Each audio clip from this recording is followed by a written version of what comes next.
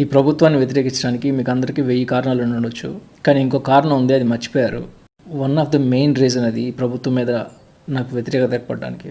అదేంటంటే కరోనా టైంలో అందరూ ప్రాణాల కోసం పోరాడుతుంటే ఇద్దరు మాత్రం కార్పొరేట్ కంపెనీలు ఇచ్చే చందాల కోసం అని చెప్పి ఆనందయ్య అనే ఆయన, మన ఆంధ్ర అతను, ప్రాణాలు కాపాడే మందు ఫ్రీగా ఇస్తానంటే కోర్టులకి వెళ్ళి కరోనాకు మందు ఇవ్వకుండా చేసి అతన్ని నిర్బంధించి కొన్ని వేల మంది ప్రాణాలతోటి చెలగాటమాడారు. అట్లాంటి టైంలో కూడా వీళ్ళ చావుల మీద మనం 4 రూపాయలు సంపాదించుకుందాం అనుకునేంత నీచమైన ఆలోచన చేశారంటే అట్లాంటి వాళ్ళని కాల్చి చంపినా తప్పులేదు.